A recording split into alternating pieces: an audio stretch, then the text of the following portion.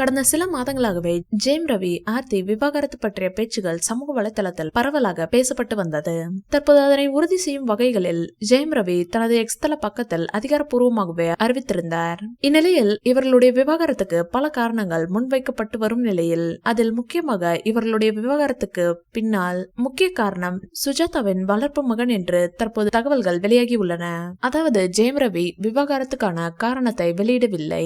இதனால் இதற்கு முதல் இவர்களுடைய விவாகரத்து செய்தி வெளியான போதே பத்திரிகையாளர்கள் சில யூடியூப் சேனல்களில் அதற்கான காரணத்தை வெளியிட்டு வந்தார்கள். அதன்படி பத்திரிகையாளர் சபிதா ஜோசப் அளித்தபடி பேட்டி ஒன்றில் ஜெயம் ரவியின் விவாகரத்துக்கான காரணத்தை கூறியுள்ளார். அதன்படி அவர் கூறுகையில், ஆர்த்தியின் அம்மா சுஜாதாவுக்கு சங்கர் என்ற வளர்ப்பு மகன் உள்ளார். சுஜாதா நடத்தி வரும் நிறுவனத்தை அவருடைய வளர்ப்பு மகன் தான் நிர்வகித்து வருகின்றார். அப்படி அண்மையில் ஜெயம் ரவியை வைத்து தாங்கள் தயாரிப்பு நிறுவனத்தில் படம் எடுக்க இருந்தார். அதில் சுஜாதா தான் தன் வளர்ப்பு மகன் சங்கர் சொல்வதை ரவி கேட்டு நடக்க வேண்டும் என ஆர்டர் போட்டுள்ளார். இது ரவிக்கு பிடிக்காமல் அவர் தனது மனைவியிடம் சண்டை போட்டு அதன் பின்பு ஈகோ மோதலாக மாறி பிரச்சனை பெரிதாக இருவரும் பிரிந்து விட்டதாக கூறியுள்ளார்கள்.